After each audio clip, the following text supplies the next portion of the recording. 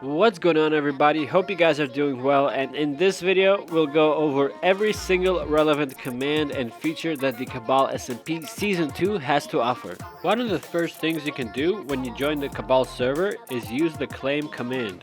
In order to actually claim a land, you need to hold a land ticket. You can grab the land ticket from the auction house. It costs 250 server dollars, and once you have that, whenever you want to do a claim of 100 block radius, you simply hold the land ticket and you right click it. As you can see, you have a claim created. You own 100 block radius around this area. Now you have 100 block radius protection around your world. Now that you have your claim, you can go ahead and do /my claims. And this will actually show you the amount of claims you have. So here we have one claim, and this is our location. Another thing you can do now that you have your claim is you can actually set a home. So if you want the home to be a specific block, for example, this block right here, I want this to be my home. So you can do set home, /set home will set the current block as your home at your claim. If you want to go back to your home location at any point, you can do /home with an optional ID for the home ID, because you can't have multiple homes. With your base comes the land commands.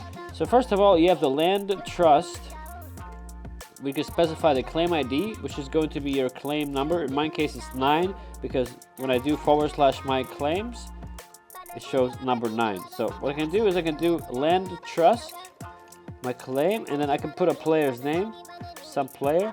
And so if I wanted to do this, some player would be trusted on my land. And if I wanted to untrust them, so I could do land untrust, same claim ID, which is 9, same player, some player, and now he's no longer trusted on your land. When someone is trusted on your land, they can access it just like you can. They can break blocks, access chests, everything.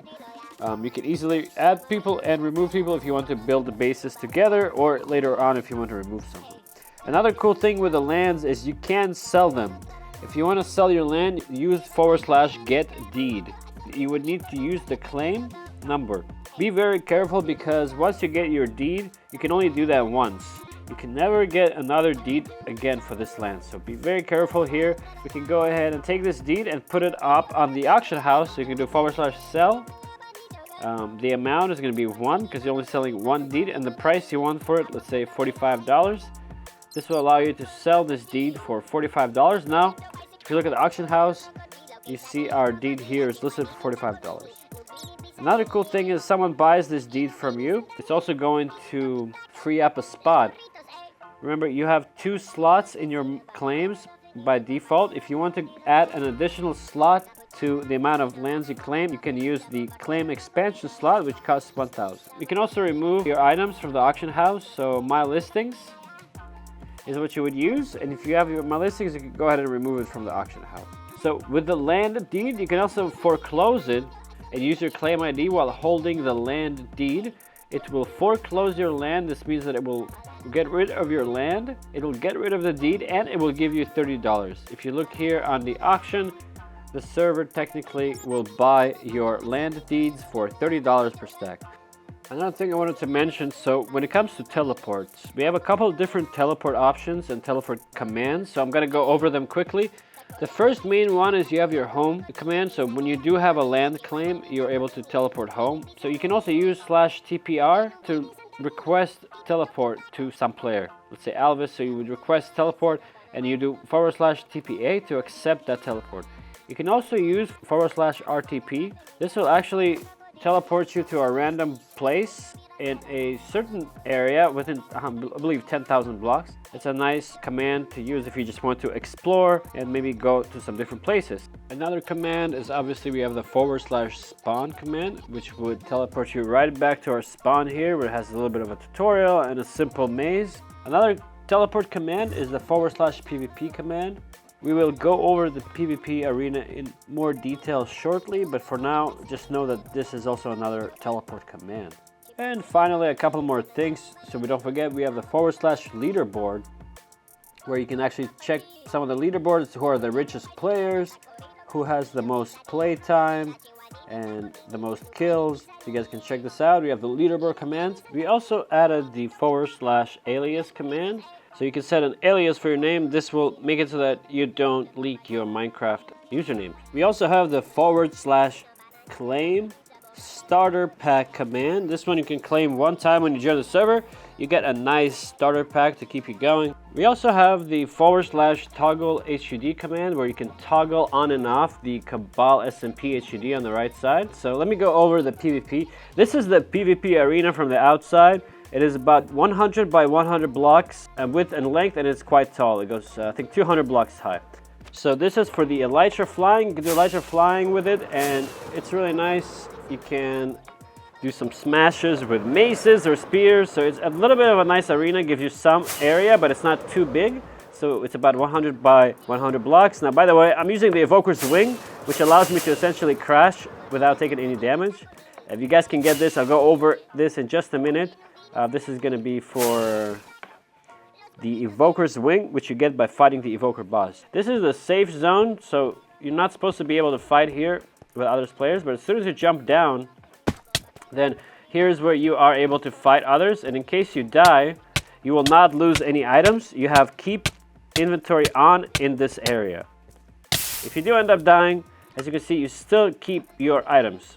I've been waiting for this for quite some time.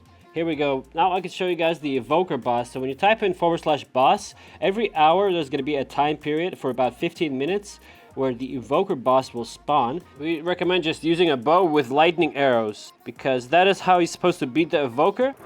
So here he is again. If you want to defeat him, I would just use the lightning arrows, as I mentioned. Be careful, he has a aura around him. It's going to burn you, it's going to give you wither damage. You can also use a mace if you wanted to. Yeah, it does work nice with a mace, but he does have quite a bit of health, just so you guys know. They just spam him. So I'll show you guys about the Evoker's Wing. So we have the elytra, and if you get 8 Evoker's eyes and you place them just like this, you will get the Evoker's Wing level 1.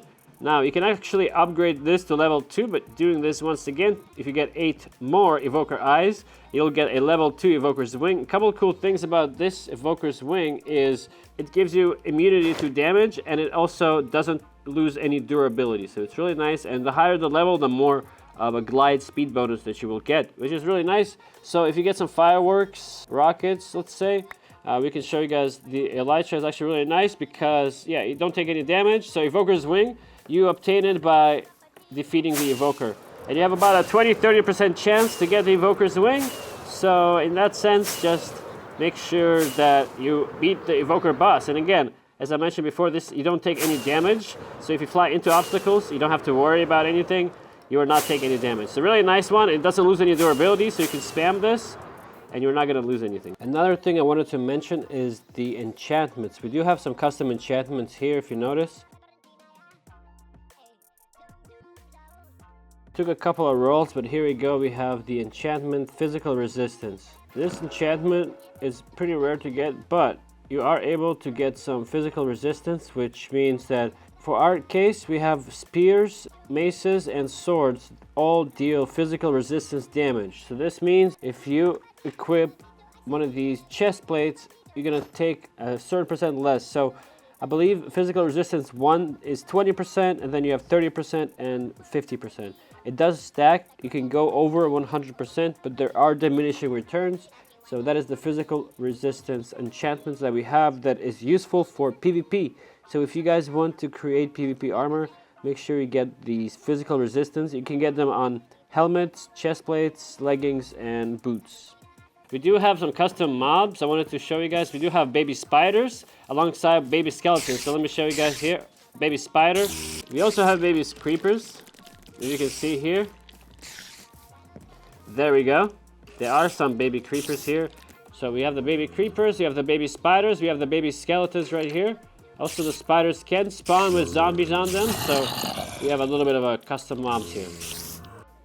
If you've made it this far, congratulations, because I don't think many people will make it this far. This is all that we have for you guys for Season 2 Cabal SMP. We do have Season 3 coming up very soon, so if you guys want to stay in the loop, make sure to subscribe to our YouTube channel. Thank you guys so much, and I'll see you guys in the next one. Peace!